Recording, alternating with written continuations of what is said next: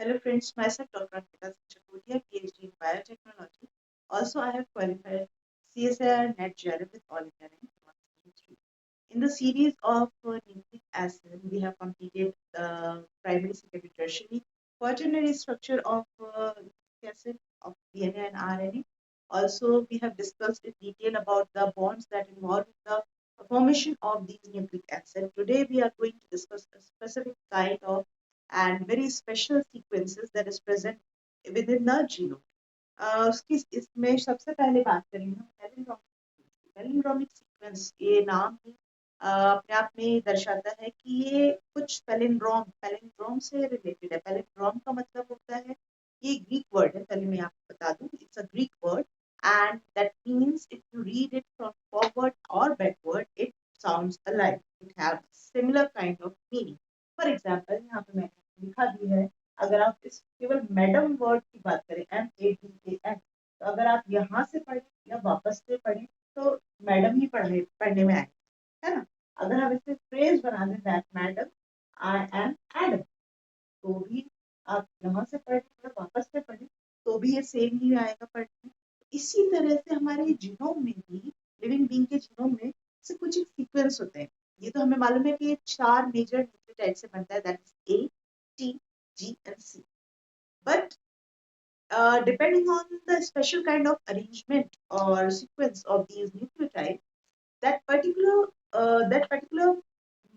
sequence or gene perform different. जैसे palindromic की बात करें, जैसे मान लीजिए डबल स्ट्रैंडेड डीएनए, एक स्ट्रैंड ए है, 5 प्राइम 3 प्राइम रन कर रही है और उसकी कॉम्प्लीमेंट्री स्ट्रैंड मैंने नीचे बनाई।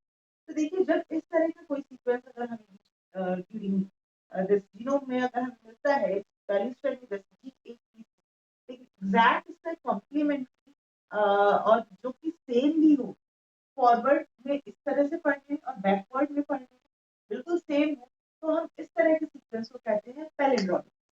अब पैलिंड्रोमिक सीक्वेंस का सिग्निफिकेंस क्या है? सिग्निफिकेंस देखिए, रेस्ट्रिक्शन एंजाइम बहुत एक इम्पॉर्टेंट एंजाइम है जेनेटिक इंजीनियरिंग में, and for the people who is belonging to biotech field, उनके लिए बहुत नोन वर्ड है restriction enzyme palindromic sequence, because restriction enzyme is the enzyme that cut the genome or DNA within this palindromic sequence. उनका recognition site ही यही होता है कि वो डीएनए में एक पर्टिकुलर जगह पर कट लगाते हैं, बट पैलिंड्रोमिक सीक्वेंस के अंदर। so that's why this palindromic sequence is very essential as in the aspect of genetic engineering. ठीक है, जेनेटिक इंजीनियरिंग का हमें मालूम है बहुत सारे आजकल बूम है, बहुत टाइम से है, for the production of different kind of proteins for human welfare. Also, अपना बैक्टीरिया का खुद एक डिफेंस मैकेनिज्म में भी काम करता है restriction enzyme. So that's why over there also the palindromic sequence is important. Now दूसरा इसका एक बहुत इम्पोर्टेंट जो सेल्फ रिपेयर मैकेनिज्म में इसका बहुत बड़ा योगदान है, क्योंकि हमें पता है कि विद इन अ डे और विद इन आवर्स हमारा डीएनए बहुत डैमेज होता है, हमारी पूरी संरचना में। हमारा ही क्या, हर लिविंग ऑर्गेनिज्म का DNA because of different different factors damage होता रहता है। बट अगर इस तरह का हमारे जीनोम में सीक्वेंस है तो वो इजीली डीएनए बड़ी आराम से हो जाता है, बहुत मुश्किल नहीं। दैट्स व्हाई हमारा डीएनए जीनोम ताउम्र मेंटेन्ड रहता है। ठीक है, ये हुए इसके दोनों इंपॉर्टेंट, और भी बहुत सारे हैं, बट हाँ मेजर जो थे वो मैंने बायोलॉजिकल सिग्निफिकेंस मैंने पैलिंड्रोमिक सीक्वेंस के आपके साथ शेयर किए। अगला है हमारे पास इन्वर्टेड रिपीट्स। देखिए, इन्वर्टेड रिपीट्स नाम से ही बड़ा आसानी से समझ में आ रहा है। इन्वर्टेड इज समथिंग लाइक ये दो मार्कर है मेरे पास, और कंसीडर ये भी ब्लैक ही है। अगर इन्वर्टेड रिपीट ये है तो इस तरह से इसका इन्वर्टेड फॉर्म में ये होना चाहिए, है ना। इन्वर्टेड रिपीट कुछ इस तरह से होना चाहिए। तो दिस इज ऑल अबाउट। अगर सिंगल स्ट्रैंडेड डीएनए की बात करें, अगर यहाँ से 5 प्राइम 3 प्राइम अगर कुछ सीक्वेंस हमें मान लीजिए मिलता है, तो इसका कॉम्प्लीमेंट्री जो है, complementary sequence after sequence in between them should be like should be read in opposite direction. ठीक है ना। तो ये और also and one more thing, it should be complementary. मतलब within the single strand, the sequence that having its complementary sequence, after leaving a few nucleotide in between them, that should be complementary. और हो सकता है कि बीच में कोई भी sequence ना हो, दोनों बिल्कुल एडजेसेंटली हो, तो ऐसे सीक्वेंस को हम कहते हैं इन्वर्टेड रिपीट। और आपस में ये दो तरह के स्ट्रक्चर बना लेते हैं सिंगल स्ट्रैंड। एक तो है हमारा क्रूसिफॉर्म, और दूसरा है जब ये दोनों दोनों इसके कॉम्प्लीमेंट्री स्ट्रैंड पे भी कुछ इसी तरह का अगर होता है, तो it may lead to the formation of cruciform, cruciform 5 prime to 3 prime and so this is about the inverted repeat। अब आपको inverted repeat का biological significance क्या है? inverted repeat का biological significance है ट्रांसपोजोन, और जिसको कि हम जंपिंग जीन कहते हैं। जंपिंग जीन आपने एंटी माइक्रोबियल रेजिस्टेंस कभी सुना होगा, जो बैक्टीरिया में बहुत ज्यादा पाया जाता है, वो वहां पे बहुत इंपॉर्टेंट अपना रोल अदा करते हैं, क्योंकि वहां पे ट्रांसपोजोन एक होता है दैट इज कॉल्ड ट्रांसपोजोन। ट्रांसपोजोन के टर्मिनल एंड्स पे these inverted repeats are found। Terminal repeats पे inverted repeats पाए जाते हैं। That's why एक तरह से recognition of transpose का कितना सीक्वेंस यहाँ से वहां मूव करना है, जंप करना है, ये एंड्स बनाते हैं, बाउंड्री मतलब एंड्स बनाते हैं कि इतना ही यहाँ से वहां लोकेशन पे मूव होगा। तो this is the importance of this inverted repeat. अगर बात करें हम अगले category mirror repeat is quite different from the palindromic sequence में क्या था कि it is present on the both the sequence is present on both the strand, है ना, कॉम्प्लीमेंट्री सीक्वेंस अपोजिट स्ट्रैंड पे पाया जा रहा है। बट यहाँ पे क्या है, यहाँ पे complementary sequence is present on the same strand, and that is in the kind of like mirror image। suppose यहाँ पे मैंने जो रेक्टेंगल बनाया है, it is a for suppose कि मिरर का काम कर रहा है। देखिए मिरर में जी जब यहाँ तक तो मिरर इस तरह से होना चाहिए जी, so that's why this kind of are called as mirror repeats। जब हमारे सीक्वेंस इस तरह से पाए जाते हैं हमारे जीनोम में न्यूक्लियोटाइड का सीक्वेंस, तो उसको हम मिरर रिपीट कहते हैं। मिरर रिपीट का क्या सिग्निफिकेंस है? Mirror repeat actually important for the addition of different kind of protein in different metabolism. Suppose कीजिए रेप्लिकेशन जब होता है तब ये मिरर रिपीट्स का बहुत इंपॉर्टेंट योगदान है for the attachment of different protein और एंजाइम्स एट दिस साइट। आगे से बढ़ते हैं डायरेक्ट रिपीट की बात करते हैं। डायरेक्ट रिपीट क्या है? Direct repeat is simply like जैसे कि आपको सीक्वेंस से पता चल रहा है वो एक जैसे मैंने लिखा है तो सेम काइंड ऑफ सीक्वेंस थोड़े थोड़े डिस्टेंस पे प्रेजेंट रहेगा, तो it's a direct repeat and move in the one direction. There is no complementary और कुछ इस तरह का नहीं पाया जाता है आपको या मेरा रिपीट जैसे परफेक्ट है। Simply sequence are present in the same direction that can be read easily one way. ठीक है, तो ये होता है। हाँ, एक चीज और है डायरेक्ट डायरेक्शन चल रहा है, इन्वर्टेड रिपीट में देखिए मैंने अपोजिट बनाया, ये इस तरह से रेड किया जाता है। तो ये हो सकता है आपके एग्जाम में आज क्वेश्चन आए कि what is the basic difference between the inverted repeat and the direct repeat. तो they actually the direct repeat moves in one direction while inverted in the opposite direction।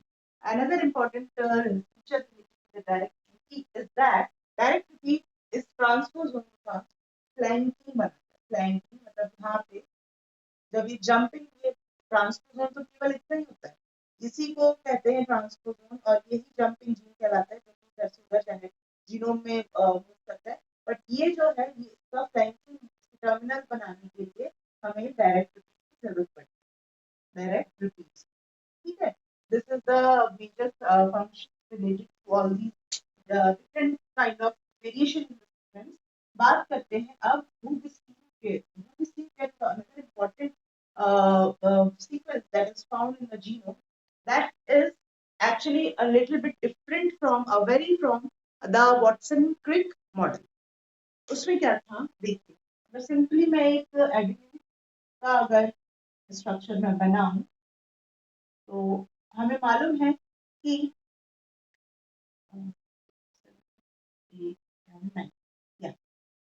This structure और एक होता है HC। तो N1 normal case में क्या होता है, N1 and this amino of carbon number 6, 1 2 3 4 5 6, 6 का amino group और N1 formed hydrogen bond with the thymine। अगर ग्वानिन है तो ग्वानिन में भी ग्वानिन साइटोसिन के साथ अपना हाइड्रोजन बॉन्ड बनाएगा। यहाँ पे मैंने एडेनिन किया है तो जैसे में थाइमिन की बात करती हूँ। तो ये देखिए ये हाइड्रोजन बॉन्ड बनाते हैं N1 और amino group of carbon number 6। Watson Crick model हमसे यही कहता है। बट हुक-स्टीन पेयर में क्या होता है, हुक-स्टीन पेयर में this N1 rather than N1 this N7 जो है वो बॉन्ड बना लेता है विद द थाइमिन, N1 नहीं बनाता। ठीक है, when it is a double bond double strand structure तो N1 नहीं ना बना के N7 बनाता है। But this Hoogsteen pair can lead to the formation of a triplex DNA. Triplex DNA मतलब क्या, यही आपका सिंपल डबल स्ट्रैंडेड स्ट्रक्चर होगा but at the major group आपको कुछ छोटा मोटा स्ट्रैंड आके अटैच होगा और वो सेम पैटर्न में हाइड्रोजन बॉन्ड बनाएगा। एडेनाइन है तो N7 के साथ बना लेगा रादर देन N1। थाइमिन आके अटैच होगा। इस तरह से यहाँ पे मेजर ग्रुप में ट्रिप्लेक्स स्ट्रक्चर बना लेते हैं। डबल स्ट्रैंड ऑलरेडी प्रेजेंट है, एक छोटा सा स्ट्रैंड आके और एक और स्ट्रक्चर बना लेता है। क्वाड्रुप्लेक्स में क्या होता है, एक और स्ट्रक्चर होक्स्टीन के लिए रिस्पांसिबल है, वो है क्वाड्रुप्लेक्स स्ट्रक्चर जी टेट्राप्लेक्स, और जो कि जी रिच रीजन में बनता है। जी रिच रीजन में बनता है क्या होता है, कुछ इस तरह का, चार स्ट्रैंड आपस में कुछ जहां जहां जी जी जी मान लीजिए जी रिच है तो आपस में एक क्वाड्रुप्लेक्स मतलब चार स्ट्रैंड ऐसे लगेंगे आपको कि आपस में मिलके एक स्ट्रक्चर बना रहे हैं। अगर आपको लाइव इसका एग्जांपल देखना है मतलब कि आम जिंदगी में, तो कभी टेलीकॉम के टावर आप देखिएगा, वहां आपको बिल्कुल यही समझ में आएगा। मुझे पर्सनली मेरा परसेप्शन है, मेरी जिंदगी जब भी मैं देखती थी तो मुझे लगता था कि it's a kind of G triplex structure. चारों के चारों जो पिलर्स होते हैं, पोल्स होते हैं, उन आपस में इस तरह से ही बॉन्डेड रहते हैं जैसे कि जी क्वाड्रुप्लेक्स जी टेट्राप्लेक्स में रहते हैं। And another important feature related to this structure that they are stable, क्योंकि क्वाड्रुप्लेक्स से नेगेटिविटी बहुत ज्यादा बढ़ जाती है क्योंकि फॉस्फोडाइस्टर बॉन्ड इस स्ट्रक्चर का मेन बैकबोन में प्रेजेंट रहता है। तो इसकी स्टेबिलिटी मेंटेन करने के लिए जो आयन सोडियम आयन है, पोटेशियम आयन है, playing very important role for maintaining the stability of this structure. So ये भी एक important question बन के आ सकता है which are responsible for maintaining the stability of the quadruplex structure. ये भी बात याद रखिएगा। तो अभी तक हमने बात कर ली सारी variation different kind of specific sequences that is present with in the genome में। अगर मेरा आज का लेक्चर अच्छा लगा हो तो please hit the like button, share this video with your friends, subscribe my channel and press the icon bell icon so that notification आप तक सबसे पहले पहुंचे। और आप लोग कमेंट्स नहीं करते हैं, लाइक नहीं करते हैं। अगर अच्छा लग रहा हो तो प्लीज मुझे मोटिवेट कीजिए, अगर कुछ कमी लग रही तो वो भी मेंशन कीजिए कमेंट बॉक्स में so that I can work in that way. चलिए, थोड़ी डिसअपॉइंटमेंट तो होती है but disappointment can never stop me. मैं यूं ही आपके साथ नॉलेज शेयर करती रहूंगी। मिलते हैं एक अच्छे से वीडियो के साथ में, एक अच्छे से लेक्चर के साथ में। Till then stay safe and stay blessed. Bye bye.